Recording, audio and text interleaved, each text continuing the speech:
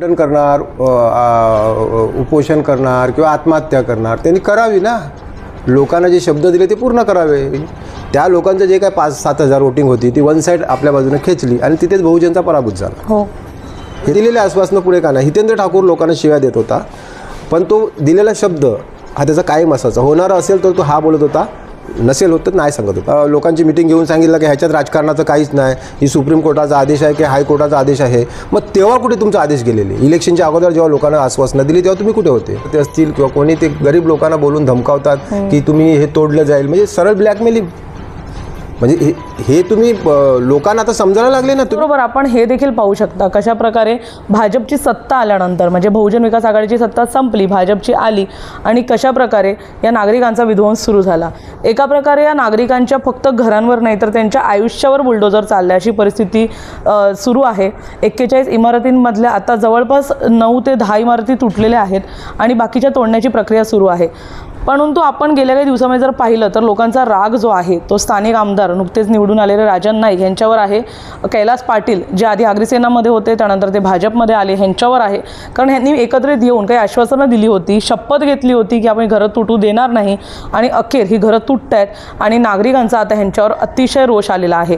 आज आपण कुठेतरी पाहू शकता 41 इमारतींच्या मुद्द्यानंतर वसईविराचं राजकारण हे बदलत आहे.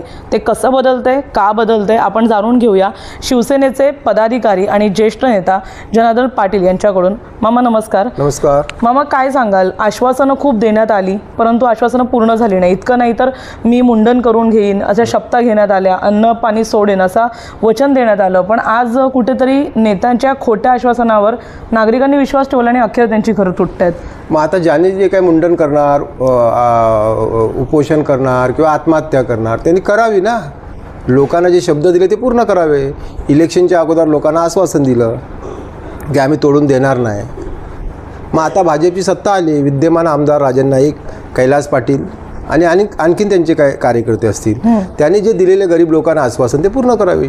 त्या लोकांचं जे काय 5-7 हजार वोटिंग होती ती वन साईड आपल्या बाजूने खेचली आणि तिथेच बहुजनचा पराभूत झाला. हो, हे तुम्हाला मान्य करावं लागेल.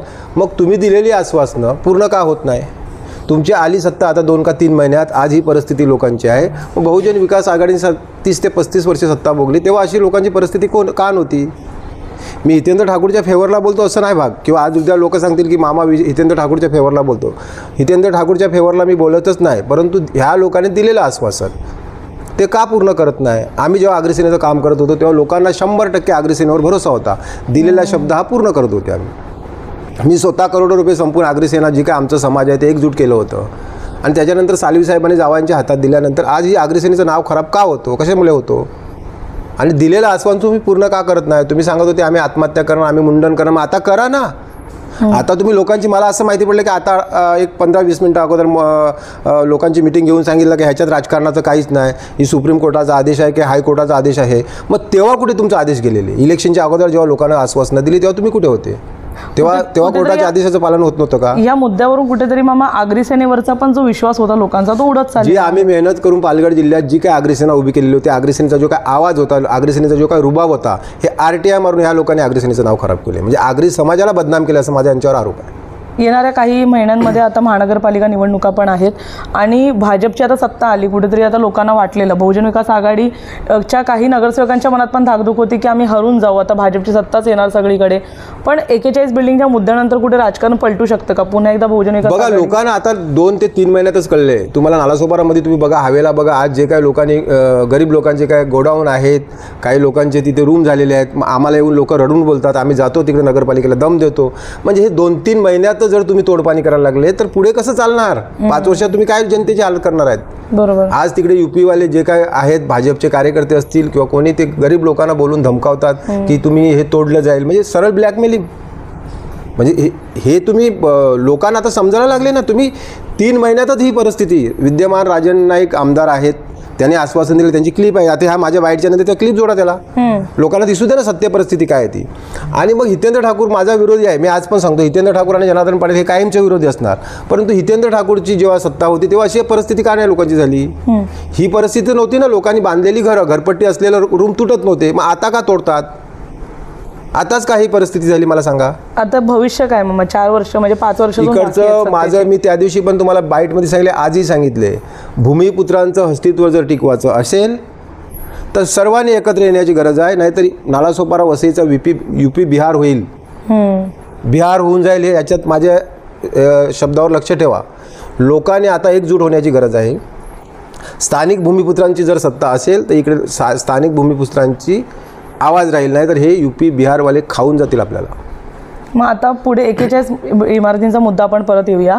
त्याच्यामध्ये आता कुठेतरी लोकांना शांत करण्याचा प्रयत्न चालला आहे. जे नेते त्यांना आश्वासन देत होते ते आता तिथे येत पण नाही आहेत बघण्यासाठी की लोकांची काय हालत आहे. मग आज का तुम्ही मागे हटता? आज तुम्ही सांगता लोकांना का कोर्टाचा आदेश आहे. मग इलेक्शनच्या अगोदर हे आदेश नव्हते का? तेव्हा तुम्ही लोकांना आश्वासनं दिली, तेव्हा काय सांगितलं की आम्ही तोडून देणार नाही. लोकही भोली असतात, त्यांना कायद्याचं नॉलेज नसते. मग तुमच्याकडे हायकोर्टाचं जर त्यांना हे असेल तर सुप्रीम कोर्टात जाऊन तुम्ही स्टे का नाही घेतला? तुम्ही कायदेशीर बाब का नाही केली? सदानंद बाबाच्या टायमाला पण हीच परिस्थिती झाली. जेव्हा रामनाईक साहेब उतरले तेव्हा ते आमचं मंदिर वाचलं. ते कैलास पाटीलच्या भरोश्यावर तो लोकांनी 2-3 महिना काढले ना. मग ते तुटल्यानंतर रामनाईक साहेब आल्यानंतर ते कसं वाचलं? मग ह्याच्यात पण काहीतरी पर्याय मार्ग असतील ना. काही लोक तिकडे कैलास पाटील यांना देवाचं नाव देत आहेत की ते आमच्यासाठी देव आहेत, आणि काही लोक तिथे अक्षरशः वैतागलेले आहेत, आक्रोशित आहेत की आता काय पुढे होईल सांगता येत नाही. मग काय सत्य मानायचं आता? कोणती परिस्थिती? कारण तुम्ही पण आता फिरताय, तुम्ही बघताय. आम्ही उद्धव बाळासाहेब ठाकरे ह्या शिवसेनेत आहेत आणि आम्ही दिलेला शब्द हा पूर्ण करतो. आम्ही लोकांना खोटी आश्वासनं देत नाही. जितकं होणार असेल तेवढेच बोलतो आणि त्या पद्धतीनेच काम करतो. अग्रसेनेत असताना जनार्दन पाटीलचा शब्द हा कायमचा असायचा. लोकांना दिलेलं आश्वासन, लोकांनी आम्हाला रात्री 12 वाजता बोलवलं तर आम्ही 12 वाजेपर्यंत गावात पोहोचत होते. 2 वाजता बोलवलं, रात्री 2 वाजता पोहोचले. तुम्ही पालघर जिल्ह्यात माहिती घ्या. आणि लोकांना अग्रसेनेवर 100% भरोसा होता. म्हणजे समाज जे आम्ही एकजूट केलेलं होतं, आम्ही जे 10 ते 15, 20,000 लोकांचा आम्ही मोर्चा घेतला होता. आता तुम्ही मोर्चा घेऊन बघा ना, एक हवेला किती लोक जमतात बघूया. हो, त्यावेळी जेव्हा आग्रे समाज जे आम्ही एकजूट केले होते, जी ताकद उभी केलेली होती, ती आता पण तुम्ही घ्या ना. एक मोर्चा घ्या, हवे थांबवा, किंवा कुठे आंदोलन घ्या अग्रसेनेच्या नावाने, बघा किती लोक येतात. आता लोकांना हे कळलेलं आहे की आश्वासन एकदम खोटी होती. जास्त दिवस चालत नाही, खोटं काम हे जास्त दिवस चालत नाही. लक्षात आलं तुमच्या? लोक हुशार आहेत. आता त्या लोकांना जे काही आश्वासनं दिलेली होती, लोक थोडं इकडे तिकडे होतात आणि 5-7 हजार वोटिंग तर तिथे वन साईड असेल त्या एरियात. तिथे जितेंद्र ठाकूरचा पराभूत झाला आहे. मग आता तुम्ही त्यांना दिलेली आश्वासनं पुरे का नाही करत? मी हितेंद्र ठाकूरची बाजू नाही घेत, पण त्यांना दिलेले आश्वासनं पुढे का नाही? हितेंद्र ठाकूर लोकांना शिव्या देत होता, पण तो दिलेला शब्द हा त्याचा कायम असायचा. होणारा असेल तर तो हा बोलत होता, नसेल होत तर नाही सांगत होता सर. पण तुम्ही खोटी आश्वासनं लोकांना का दिली? एक महत्त्वाचा मुद्दा आणखी एक आहे की आता काही दिवसांपूर्वी काही चॅनलवर असं चाललं की नालासोपाराच्या 41 इमारतीमध्ये दाऊदचं घर होतं म्हणून देवाभाऊंनी त्याच्यावर बुलडोझर चालवला. मग कुठेतरी BJP स्वतःची इज्जत वाचवण्यासाठी असं करते का? आता जेव्हा त्यांच्या नगरसेवकचं नाव सांगत होते ना, सीताराम गुप्ता, ते सगळं गाजत होतं. मग आता लगेच दाऊदचं नाव कसं आलं? एवढं दिवस तर तुम्ही पत्रकार लोकांनी सगळं सीताराम गुप्ताच केलं. आता तुम्हाला दाऊदचं नाव आलं. म्हणजे कुठेतरी काहीतरी लोकांना खोटं बोलण्यावर लोक हुशार आहेत, लोक वेडी नाही आहेत. ज्या भोले लोकांना जी त्यांची दिशाभूल केली त्यांना न्याय द्या. तुमच्याशी होत नसेल तर नाही सांगायचं होतं ना. मग आता मामा कुठेतरी आता शिवसेना पण अग्रेसर आहेच वसई विरारमध्ये. बहुजन विकास आघाडी तर आहेच. आता बहुजन विकास आघाडीच्या एका नगरसेवकांनी चूक केली, त्याच्याकडून जे काही बांधकाम झालं त्याच्यानंतर हे पूर्ण भुगतान झालं. भाजपने त्याच्यामध्ये खोटं आश्वासनं दिली. मग आता शिवसेना कुठेतरी याच्यावर काही पाऊल उचलणार आहे? ते लोक आमच्याकडे आले पाहिजे. आम्ही समोरून कोणाकडे जाणार नाही आणि खोटं आश्वासनं देणार नाही. आमच्याकडे आल्यानंतर जे काही कायदेशीर बाब असेल ते आम्ही करू. कदाचित आमच्याकडे आले असते तर सुप्रीम कोर्टात आम्ही चांगला वकील दिले असता आणि स्टे आणण्याचा प्रयत्न केला असता. नक्कीच. ते जे आज विद्यमान आमदार राजन नाईक साहेब आहेत किंवा कैलास, जे काय त्याच्या पुढे जाऊन ते लोकांना आश्वासनं दिली, त्यांनी सुप्रीम कोर्टात काय पेपरवर केले ते दाखवावं.